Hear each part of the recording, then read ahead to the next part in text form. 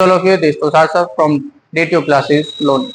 बच्चों, आज की जो वीडियो है वो 12वीं पास को नहीं बोल रहे हैं। आज सिर्फ 10वीं पास जो बच्चा कर चुका है और जिसकी एज 18 साल है वो भी गवर्नमेंट नौकरी ले सकता है।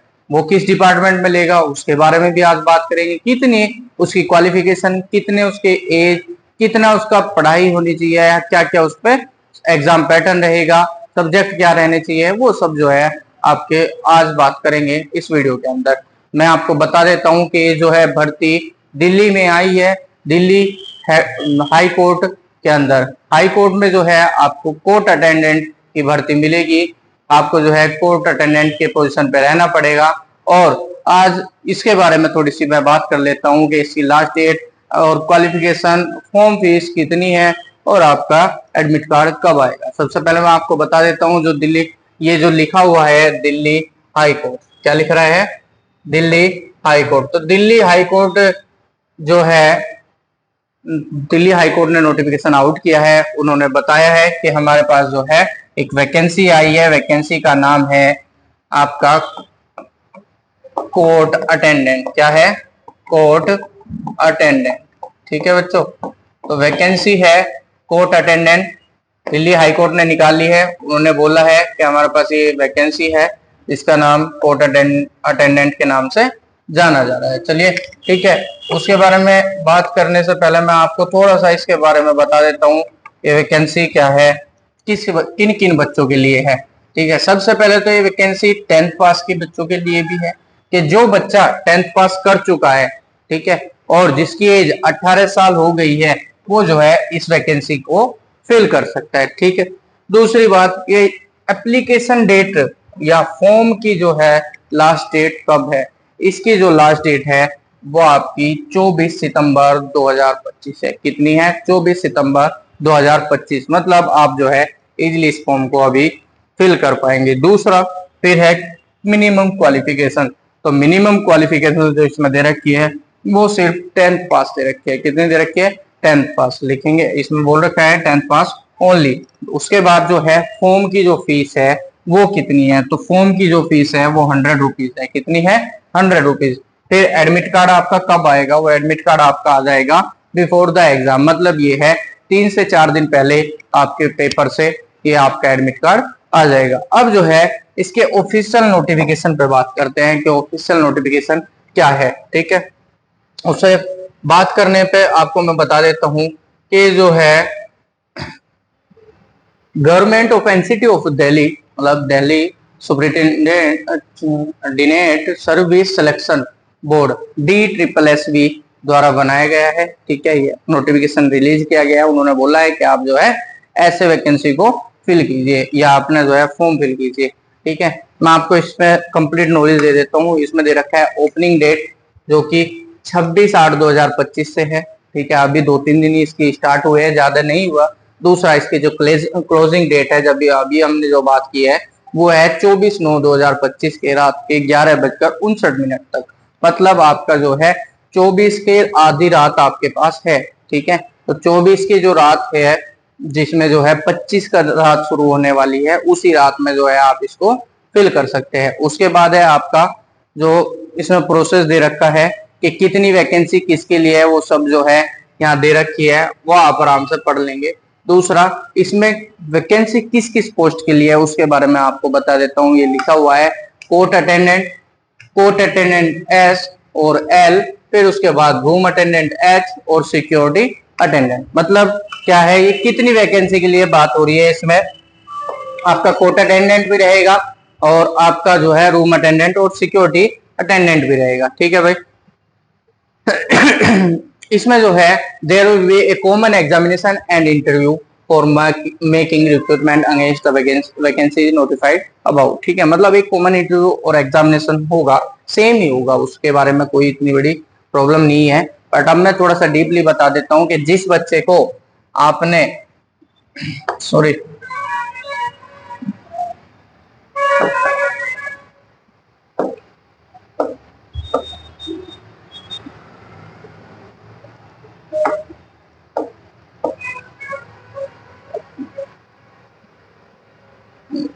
ये इसमें मैं जूम नहीं कर पा रहा।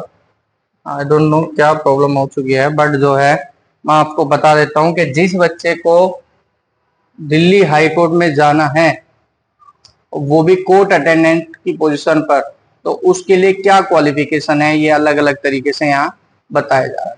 ठीक है, क्वालिफिकेशन की बात करेंगे, जैसे यहाँ मेट्रिकुलेशन पास और equivalent from a recognised board और industrial training institute pass certificate, मतलब आईटीआई का सर्टिफिकेट भी हो तब भी कोई प्रॉब्लम नहीं है, और आप 10th भी पास हो जरूरी है। अगर आप 10th पास हो तो फिर बाकी कोई प्रॉब्लम है ही नहीं। ये आपका जो है Delhi high court court attendant के लिए है। सिर्फ यहाँ जो है कोर्ट अटेंडेंट एस की बात कर रहे हैं, जब एस की जो बात करेंगे उसके लिए भी वही पूरा प्रोसेस है, कोई अलग से दे नहीं रखा। ठीक है, नेक्स्ट पॉइंट है, ये आपका दे रखा है कोर्ट अटेंडेंट एल। ठीक है, एल के लिए भी वही सेम है, पे लेवल कोई पे स्केल वही लेवल 3 वाला सिस्टम है सबका।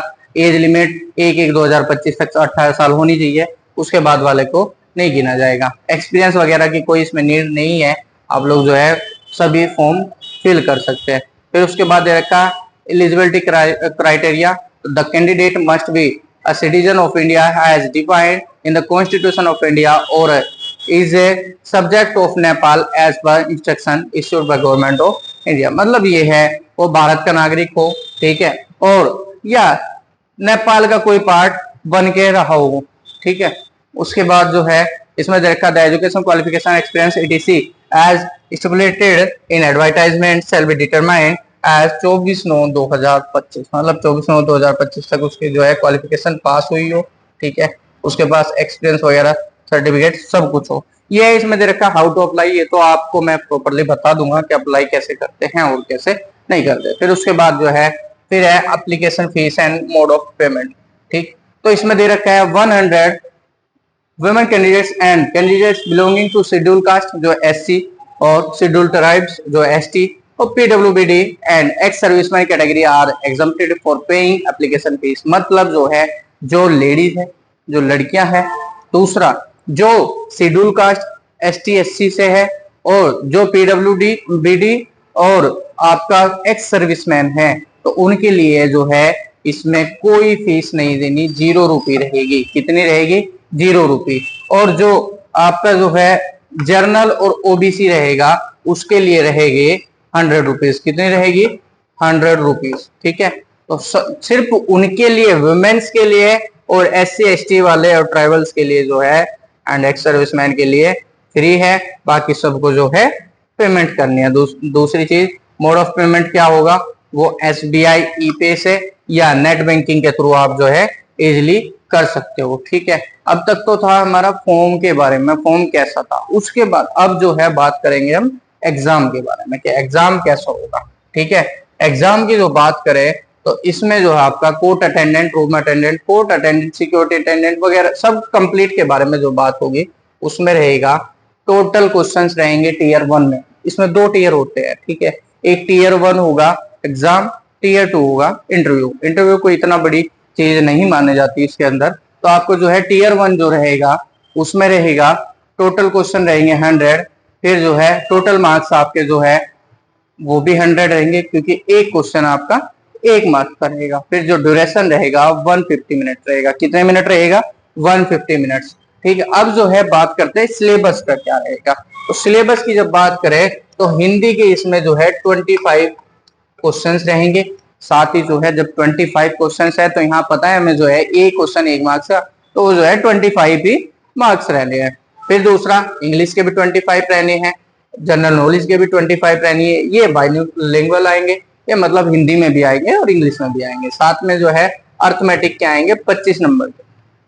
ठीक है, 25 क्वेश्चन आएंगे अर्थमेटिक के, ये भी बाइलिंगुअल आएंगे, हिंदी और इंग्लिश दोनों में। जो बच्चा जिसमें भी कंफर्टेबल महसूस करेगा वो उसमें ले सकता है। तीसरी चीज जिसमें दे रखा है the sale week 25 negative marking, मतलब जो है 0.25 नेगेटिव मार्किंग रहेगी, जैसे बाकी सभी मैक्सिमम एग्जामों में होती है। ठीक है, अगर आपने एक क्वेश्चन सही किया तो उसका, और एक गलत कर दिया तो उसका 0.25 आपका जो है माइनस कर लिया जाएगा।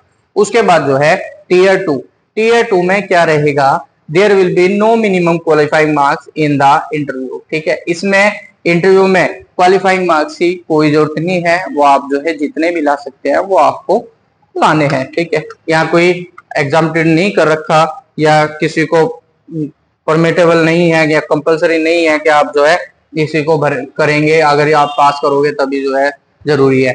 ठीक है, अब थोड़ा सा बात कर लेते हैं इसमें क्वालिफिकेशन क्वालिफाई कितने का होना चाहिए। ठीक है, तो जो हाईकोर्ट दिल्ली हाईकोर्ट ने बोला है, DSSS ने बोला है कि आपको जो है कम से कम 50% पे जो है नंबर लानी है, तभी जो आप टीयर फर्स्ट क्लियर कर पाओगे। उसने लिख रखा है फॉर जनरल कैटेगरी आपको 50% लाने हैं और जो रिजर्व कैटेगरी है उनको 45% लेके आने। ठीक है, उसके बाद जो सेकंड टीयर है वही tier 2 interview, there will no minimum qualifying marks in the tier 2 interview. ठीक है, वो पहली बात हो चुकी है कि इसमें जो है आपको जरूरत नहीं है कुछ भी बताने की।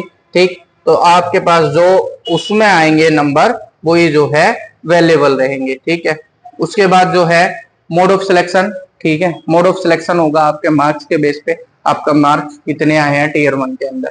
ठीक है, उसके बाद जो है बात करते हैं नेक्स्ट पेज पर, उसमें रिजर्वेशन बेनिफिट भी बता रखे हैं इन्होंने कि आपके दिल्ली वालों को कितना रिजर्वेशन मिलेगा और एक्स सर्विसमैन को कितना मिलेगा, या किसी के मम्मी पापा शहीद वगैरह हो गए तो उनको कितना रिजर्वेशन मिलेगा। ठीक है, आइए फिर जो है आपका एज रिलैक्सेशन बता रहे हैं। एज रिलैक्सेशन है आपका जैसे सॉरी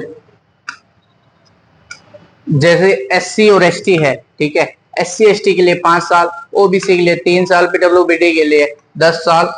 ये PWBD और UR जनरल के लिए, प्लस में PWBD और SC ST के लिए जो दिल्ली के हैं। ठीक है, PWBD OBC जो दिल्ली के हैं ये सब उनके लिए छूट है। आप लोगों के लिए जो दिल्ली से बाहर है उनके लिए सिर्फ जो है SC ST OBC और इतनी छूट है, एक्स्ट्रा कोई नहीं छूट है। उसके बाद जो है आपका बात करते हैं candidate must have been born not earlier than 2/1/1998 और नॉट लेटर देन 1/1/2007। मतलब इतने उसकी एज ना तो इससे कम होनी चाहिए ना इससे ज्यादा, ये दोनों चल जाएगी बट इससे एक दिन कम नहीं चलेगा, इससे एक दिन ज्यादा नहीं चलेगा। तो ध्यान रखने का कि 2/1/1998 से कम नहीं होनी चाहिए, 1/1/2007 से ज्यादा नहीं होनी चाहिए। ठीक है भाई, उसके बाद आ जाइए आप नेक्स्ट पॉइंट क्या होता है। ठीक है, हालांकि अब जो है कंप्लीट ही हो चुका है, इसके बारे में कब क्या ही जानकारी लेंगे अब। ठीक, हाँ थोड़ा सा मैं आपको बता देता हूँ कि इसमें जो है जनरल इंस्ट्रक्शंस क्या है। इसमें आपको रजिस्ट्रेशन पोर्टल पे क्या क्या अपलोड करना है वो तो आपको बता ही देते हैं कि एक तो आपका जो है कंप्लीट आईडी रहेगी, आपकी 10th-12th की मार्कशीट, अगर जो भी आप क्वालिफिकेशन भरना चाह रहे हो वो क्वालिफिकेशन की मार्कशीट, मान ली 10th भरना चाहे तो 10th की आप जो है मार्कशीट भर सकते हैं। उसके बाद में जो है इसमें जो है फोटोग्राफ मैं आपको साइज बता देता हूँ। जो फोटो आइडेंटिटी कार्ड साइज है, जो मतलब आपका आधार कार्ड या पैन कार्ड वगैरह रहेगा उसका साइज रहेगा 200 से 300 पिक्सल फॉर वोटर कार्ड और 15 से 60 KB for size of file should be between 15 से 60 KB या 15 to 16 KB and minimum resolution 300 से 200 पिक्सल। फॉर पैन कार्ड या DL के लिए 200 से 300 pixel, for voter card and 400 से 450 से 350 पिक्सल फॉर पासपोर्ट साइज। ठीक है भाई, तो एप्लीकेशन ये जो है इसमें बता रखा है भाई इतने आपकी फोटो होने चाहिए। अगर आपने जो है इससे कम या ज्यादा देते हैं तो आपका जो है रिजेक्ट हो जाएगा फॉर्म।